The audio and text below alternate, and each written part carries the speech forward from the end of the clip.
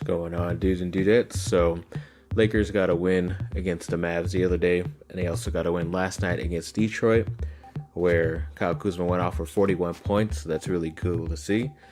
Awesome that he did against his home team as well. So that's very cool. Then we found out that LeBron James is going to be out until the 15th of January as of right now. So he's going to miss a few more games. It's the longest streak he's ever had of missing games in his whole entire career. So just another streak LeBron's breaking with the Lakers. And also they did a blockbuster trade idea of trying to get Anthony Davis. And of course the Lakers only get him for, I believe it was Brandon Ingram, Kyle Kuzma, Lonzo Ball, Rajon Rondo, first round pick next year, and then a first round pick 2 years from now. And excuse me, it just seems like really insane to give up especially all that for just one guy, especially when you have a pretty good chance of getting him, and not this summer but the following summer. So I think they're better off just waiting right now.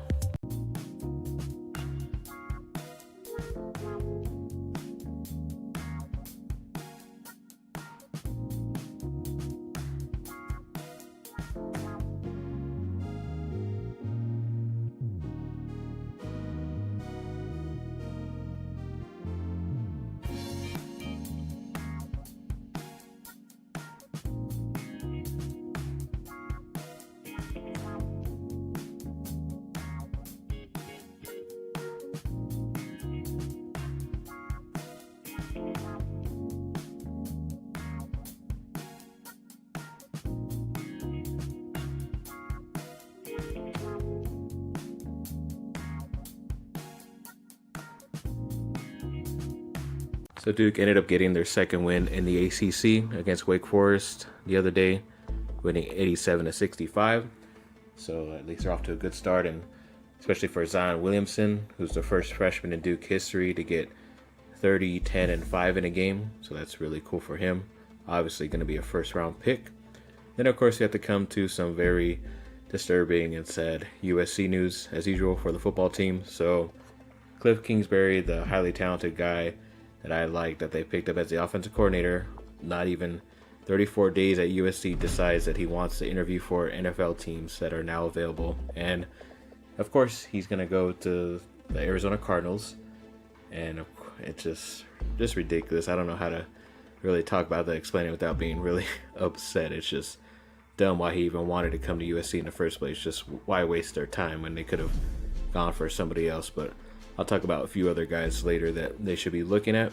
And of course, Coach Clay Allen has to say that he's happy for Kingsbury, even though they haven't played a full football down at all in their careers. And then found out also it was only a $151,000 buyout just for the Arizona Cardinals to pay USC to interview him, which is just even more insane that they're not getting any compensation back at all, which they probably could have used for their legal fees that they're going to end up having to do with some other scandal that's going on at USC, but that's not part of the teams that I know, so not going to get into that.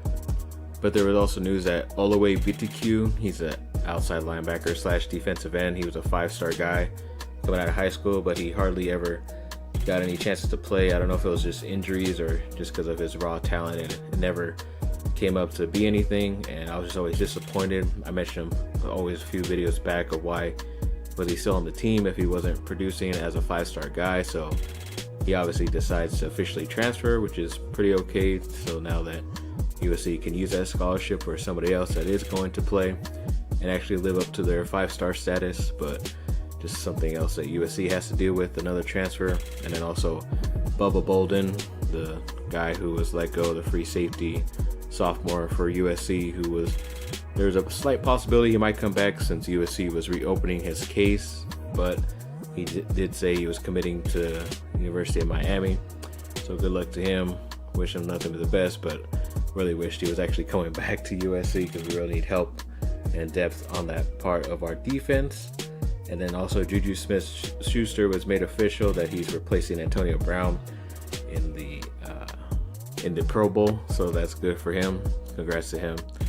And then they're also saying there's a weird scenario where a year from now that Urban Meyer, even though he's stepping down as Ohio State's coach and retiring supposedly, that he would come to USC or Notre Dame, in his opinion. But right now, it doesn't seem like Notre Dame would give up anybody, but USC would probably let go of Clay Helton right now if they knew they could get a guy like Urban Meyer. But it will be very interesting the next year or two to see what the heck is going to happen with USC football.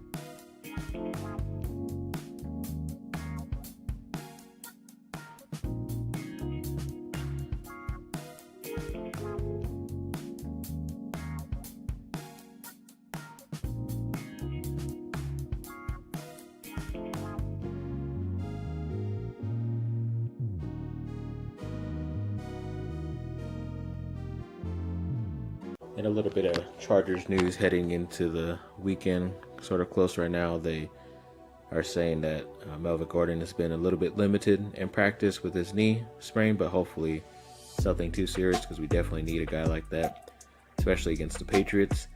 Then also they're planning to sign another kicker to handle the kickoff duties, because I believe of Cordell Patterson, who's a really good returner / speed guy for the Patriots, to make sure they're all touchbacks. But they have not let go of anybody yet as of right now to clear space for him. So I think it's just kind of a little bit weird to do a strategy like that when you could save another space for another guy.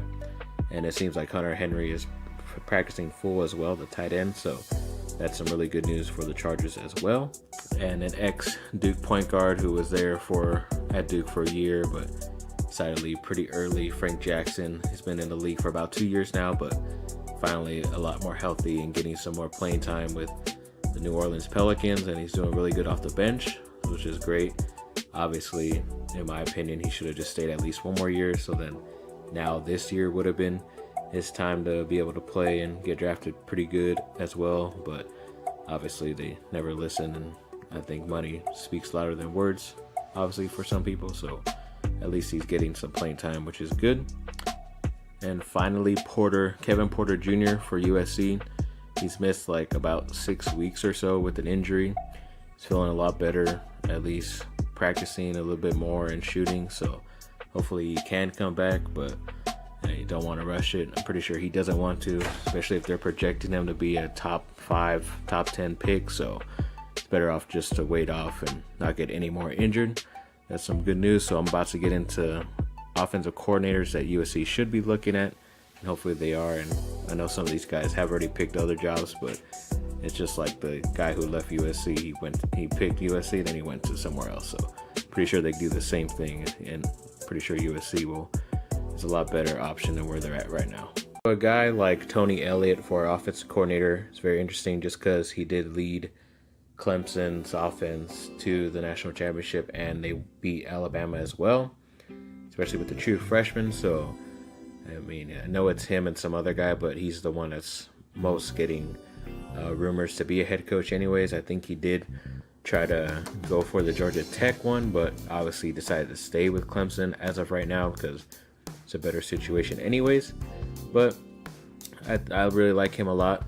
He's probably near the top of my list, also with a guy in the name of David Yost, who was from Utah State, but I believe he did sign somewhere else. I'm not 100% sure where it is, but I know he's an offensive coordinator somewhere else. But his offense has been like pretty crazy, pretty high top numbers all over the country the past 2 or 3 seasons. So that's definitely a reason why you would want him, just because that way he can focus on the offense, and then Helton could help coach up the defense with Clancy Pendergast, and then that's all you have to worry about. As long as you score points and get a few stops, and it always equals up to wins.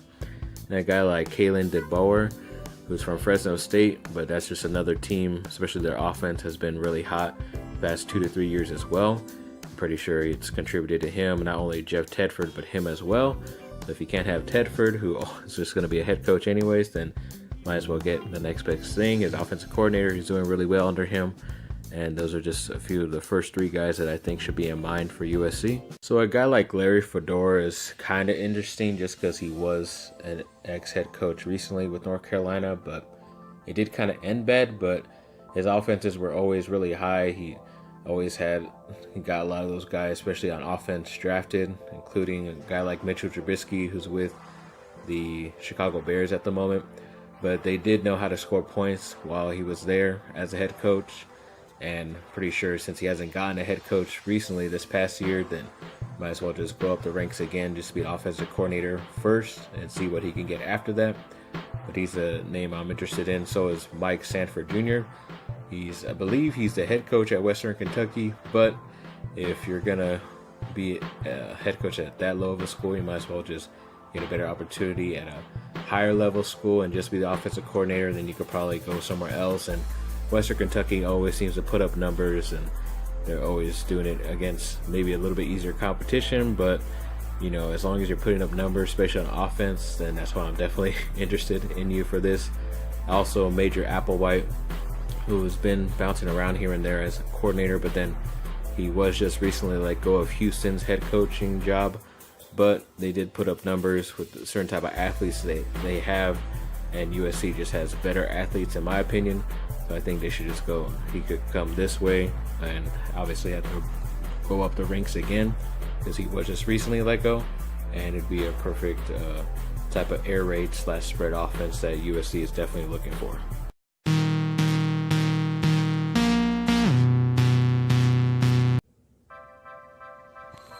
Oh, I know how you feel, Neo.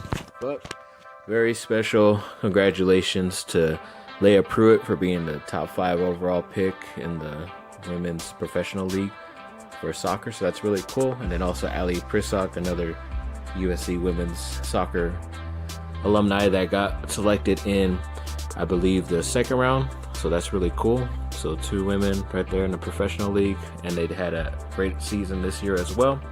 Too bad they didn't win, but congrats to them on getting drafted. Thanks for watching, people. Like and subscribe. Comment down below. Let me know what y'all think, and have a great rest of your day. And yes, brand new shirt. Forgot to say, Blink-182. First one I've ever had. Obviously, you got to get the older looking one because don't want to really support the newer guy that's there, even though the music's alright, but could be a lot better. Tom DeLonge was still there, but you never know. Hope for the best. And yes, finally, bye.